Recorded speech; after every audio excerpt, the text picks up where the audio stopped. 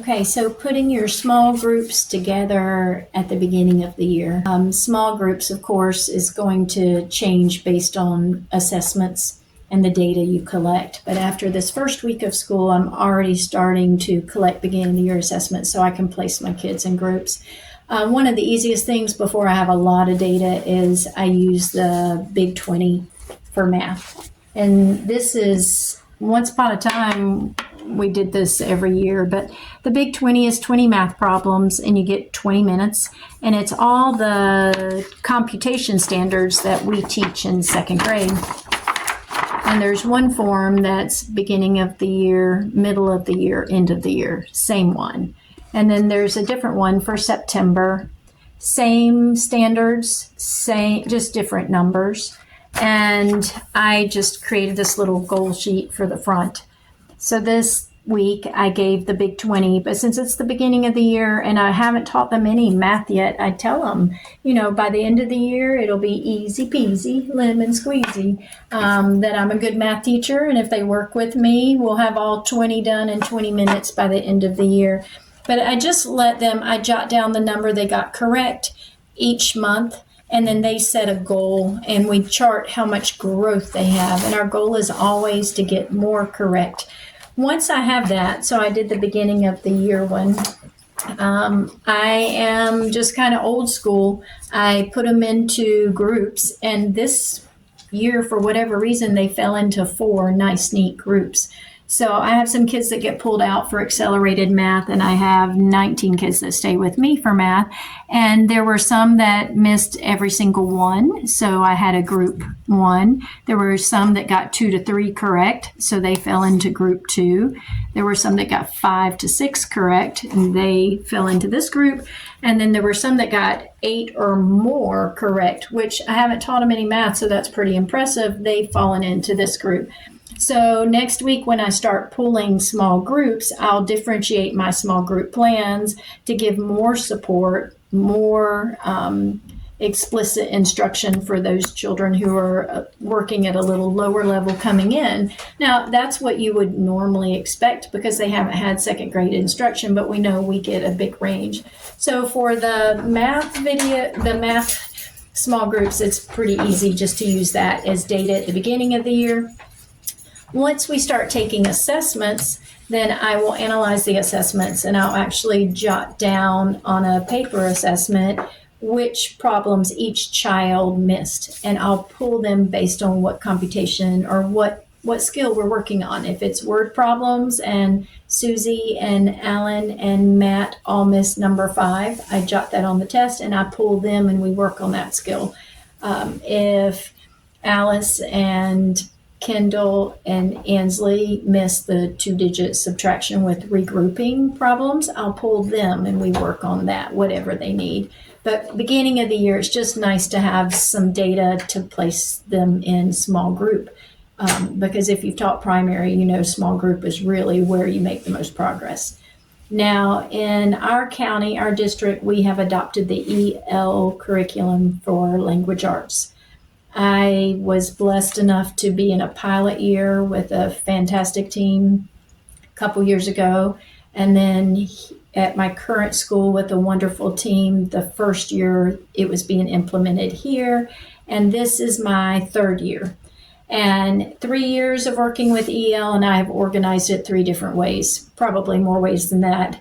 I've worked with some master teachers. Some have put their everything in binders. Some have it in crates. Some have it in folders. I would say do what fits you best. I tend to be very simple in my organization so that I don't have to think too much about the organization part. There is a teacher's guide full of the EL assessments. Because we piloted, the first year, our team decided it made sense if we put all the assessments in a binder. So we made assessment binders and then copied them out as a team and shared them.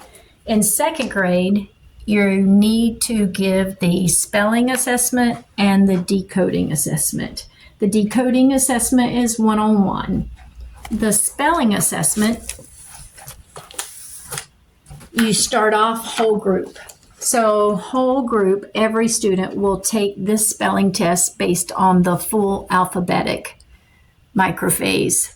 There are 12 microphases. If you're listening to this, you're probably very aware of the 12 microphases of EL. There's the level of, and I made a little chart here, partial alphabetic, early partial, middle partial, late partial. And then you've got full alphabetic, early full, middle full, late full. And then you have consolidated alphabetic and early consolidated, middle consolidated, late consolidated. Now, if they are not reading, then we've got the pre-alphabetic. So early pre, middle pre, and late pre. Majority of time in second grade, right now with this being a new curriculum, we're seeing primarily our students in the partial, the full, and some in the consolidated. As this curriculum is implemented K and then 1 and then 2, I expect that we'll see them come in higher because there's an emphasis on building those foundation reading skills. So I gave my spelling assessments this week, and there is a form that the EL curriculum provides where you can give the test and you can score it and you can record your data on the form. And I keep the directions for how to administer the assessment, and then there's just a pocket that has the data form, and there's a pocket that has the spelling sheet. And teachers who work with me know they can come in. If my classroom is locked, they can unlock it and come and pull out of this notebook I share. What I came up with, though, is my team and I, we came up with this spelling sheet. So the students, I gave this spelling test, and on this sheet, and then there's a scoring guide at the bottom. If they get 0 to 4 correct, I need to move them down to the partial alphabetic list. If they get 11 or 12 correct, I need to move them up to the higher consolidated list. If they get 5 to 6, then they are in the early full alphabetic microphase. 7 to 8 correct, they're in the middle full. And 9 to 10, they're in the late full. So this student, you can see, I gave the full alphabetic list, and the student got 9 correct. So that student's in the late full alphabetic microphase. And I'm done assessing her as far as spelling. I still need to do decoding, but I've got her spelling. Now, this student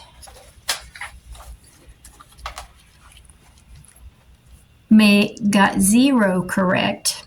I can see he's got some of the sounds, but I needed to move him down to the partial alphabetic spelling list. So I did that today. And here is what he wrote, and here is the word that I called.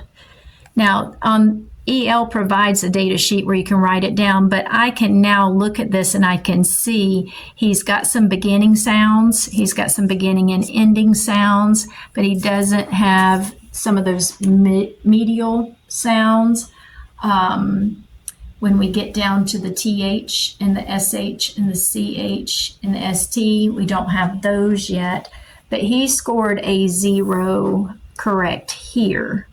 So my next step with him is I will do a letter identification assessment. And this all comes from the EL book also. I make this and just keep it in a page protector. And the first time you go through and you check, you just run your finger by each capital letter and see if they can give you the letter name. And you do the same thing with the lowercase. And you record it on this sheet. So if they get it incorrect, if I point to the A, uppercase A, and they say E, I write their incorrect response here. If they got it, I give them a check. Then you do the same thing with the lowercase. After that, if you go back and you check for letter sounds. So you say, I'd like you to give me the sound that letter makes. And there's a place on this form to record that as well. Once you have that data, then you know, are we still working on teaching letters and letter sounds, or do we have the majority of our letters and we need to teach a few of them and then move into spelling patterns? Then you also, so that would be my group that's working on more kindergarten type skills. This student here,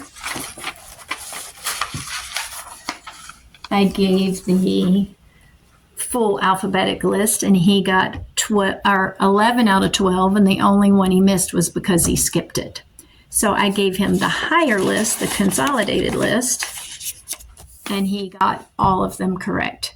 So now he has tested out of the skills block. That doesn't mean I won't pull him to work on foundational skills, but I know that he's already learned a lot of these spelling patterns, the blends, the endings, and so there's no need for him to be working on short vowel sounds or silent E or the ing ending. So I'll differentiate his small group work and his word work. This one here got between, let's see, 7 correct on the, 3 correct on the full. So I moved them down, got 7 correct here. So I will put them in the middle partial microphase. Once I have that data and I've created my groups, which I'm in the process of doing, then I know what skills we're working on and I know where to start them. And then I start to put together differentiated small group plans for when they come to me, and differentiated word work for them to work on independently, and differentiated homework that is based on their microphase that gives them practice with these foundational skills. I hope that's helpful. It's a lot when you're first listening and learning, but truly once you get the hang of it, it's not as difficult as it sounds. And then we'll give these same benchmark assessments beginning of the year, middle of the year, end of the year. I also will give cycle assessments as we're moving through the microphases and the cycles and bump kids up. And some of them will move. Last year, I'd say I had children move an average of 4 microphases. Some moved 6 or 7, especially those that started down low. And some exited out at the end of the skills block, which would put them above grade level. But the key is differentiating your small group at teacher group and your word work that they're working on independently and their homework. I hope that helps. We're still getting the hang of it, but we're starting to hit a rhythm and seeing some progress.